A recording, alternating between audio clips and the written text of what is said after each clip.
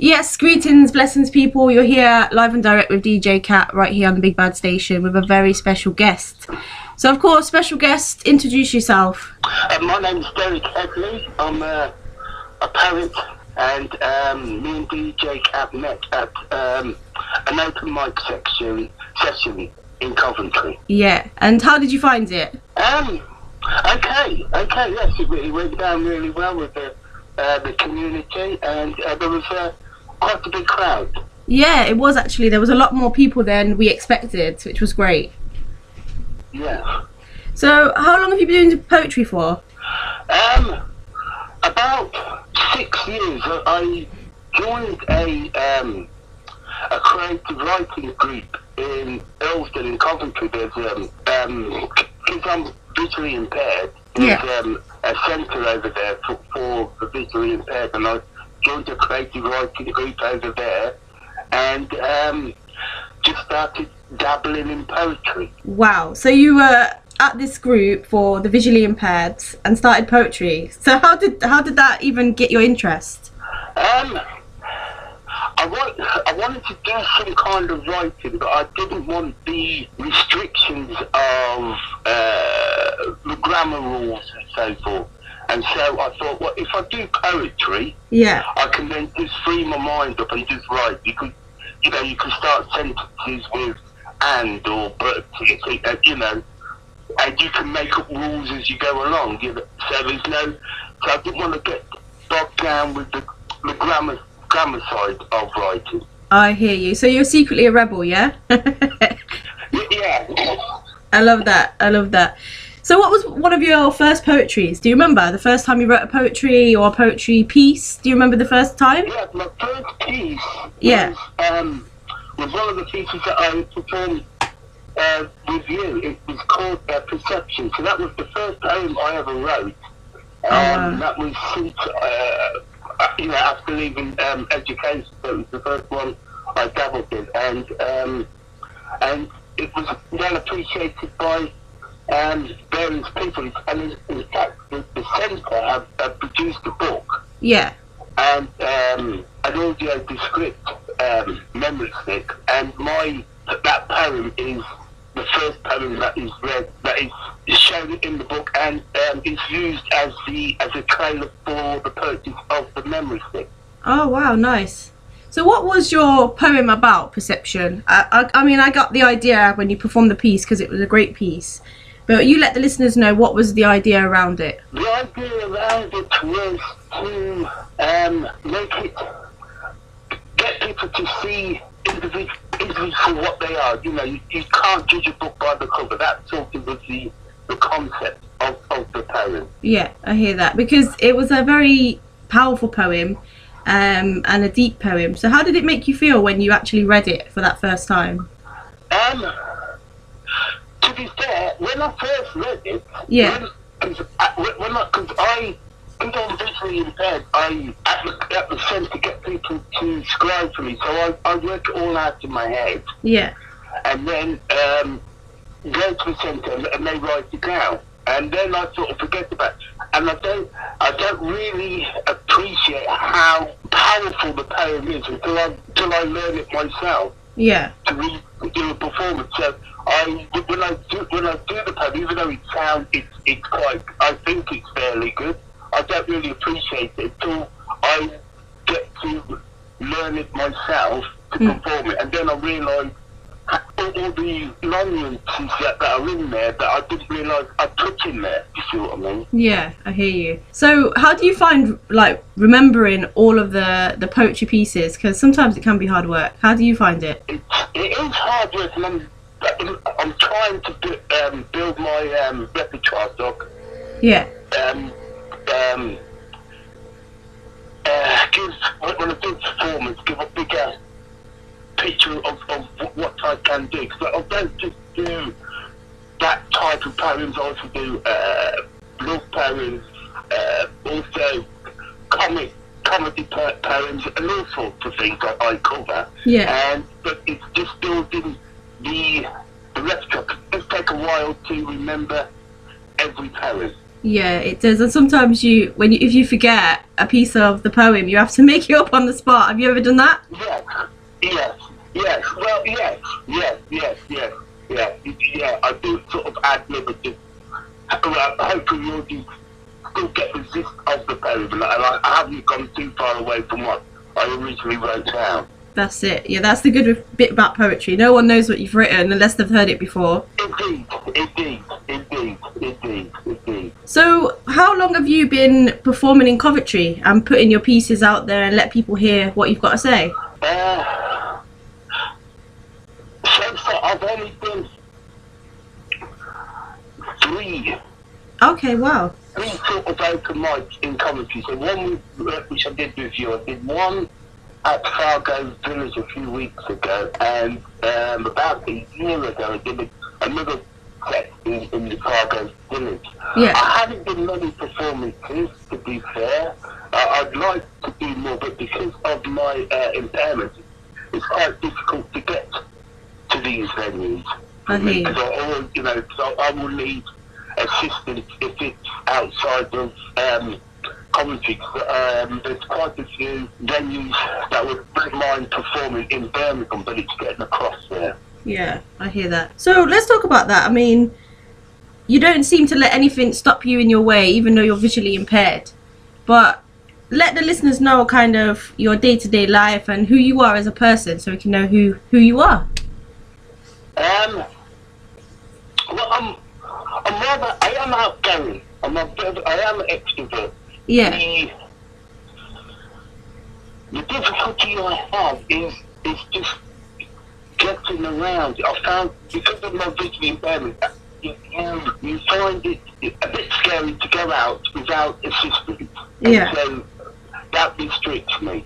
Okay. But I would like to go out a lot more and do a lot more things. But part of it is building up my own confidence, but also, and then finding some sort of network that would help me to get out more. I hear you. But you know what? You've done so well, because even to stand up in front of people and read a piece of poetry and be visually impaired as well, yeah, that takes some guts still. I do like performing. For me, the performance, I don't get too scared with the performance. It's afterwards. Okay. After the performance, the people really like it. Yeah. Because it's a bit difficult because of my impairment, I can't see faces to see what the feedback is. Oh, okay, I understand. But you know what, people, I'll be honest with you, in the room were loving your poetry. I didn't see anyone not liking it. They really did enjoy it, clapping and so forth, so it was really good. Yeah, it's really good. The other thing is that a few people did come up and talk to me, which was good. That's because nice. I have a disability, people seem to find it difficult to come across and talk to this, because they think, there's some sort of barrier there, when in fact, we are quite open to having conversations. But it's getting people to cross the road and say hello. Yeah, I hear you.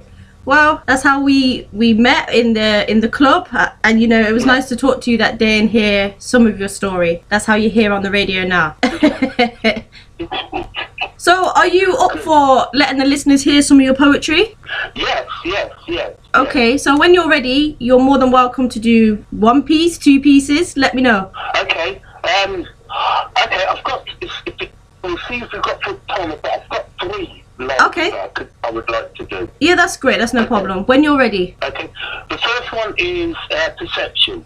Okay. They stare and they consider. They stare and they consider. They stare and they surmise. They stare and they surmise. So a box is produced, and into it I go. They stare and they conclude. They stare and they conclude. The dimensions of the box, as wide as the ocean, plus double the depth, but I cannot move and I cannot breathe. So what do they see? They see their expectations. I am captured in a fleeting moment, no more than a blink.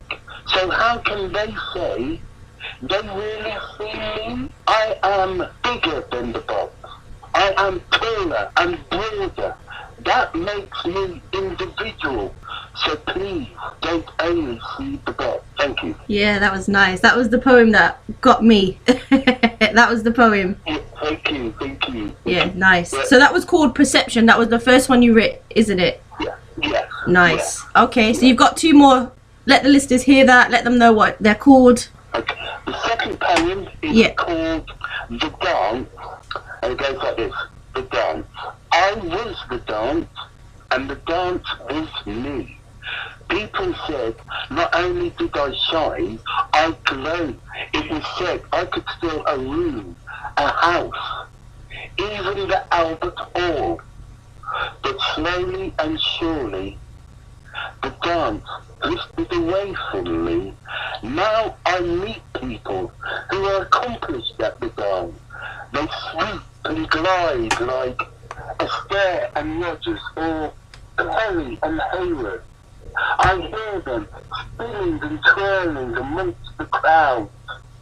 I long to join in, take the floor, but to my despair, I look down to find not 1, but 2 less feet.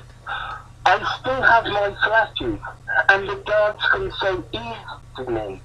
I can prance, I can pirouette, even moonwalk, and then I stumble, almost fall, and like a ghost, the dance disappears from me once more. To stay in the dance, support is what I need. Though I may not be quite in step and slightly off the beat, I'm happy to know I can muddle through. We all have our own barrier.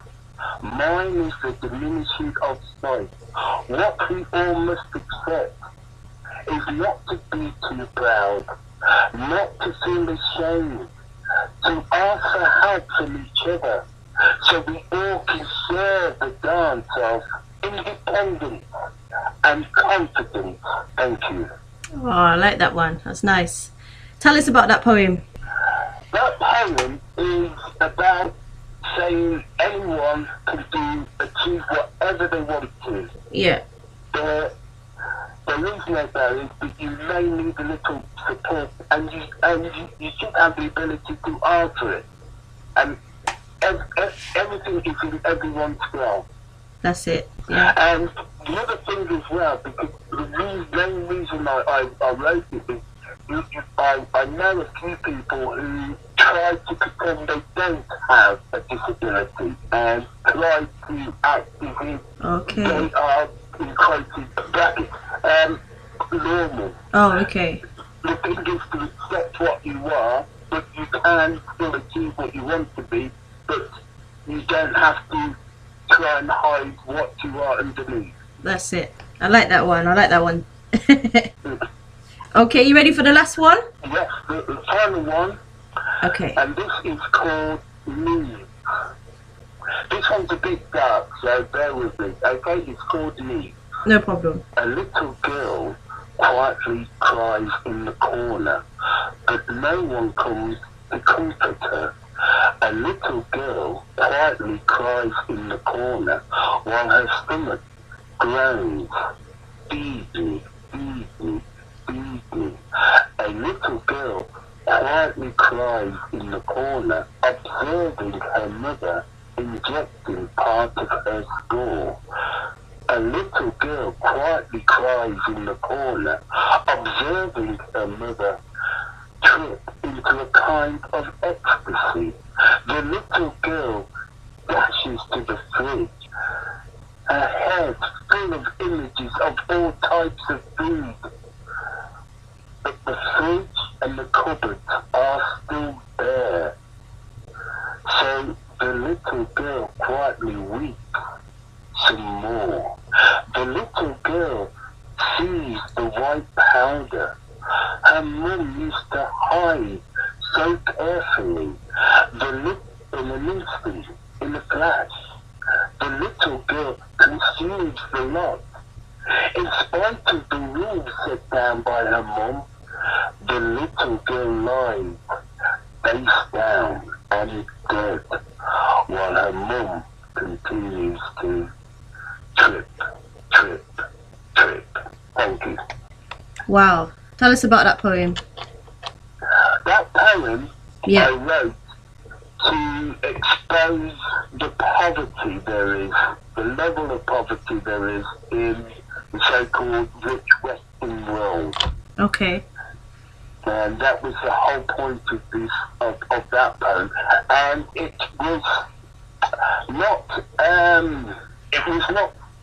based on any particular group or race. It was to cover all communities and everyone, and how poverty affects all types of people from all different types of backgrounds. I hear that. Wow. So, where's your next open mic? Do you have one up and coming, or are you waiting to hear? I'm waiting to hear. I'm hoping maybe I might go across to one over in Birmingham if I can get assistance. But I'm waiting to hear what happens if something comes closer to home.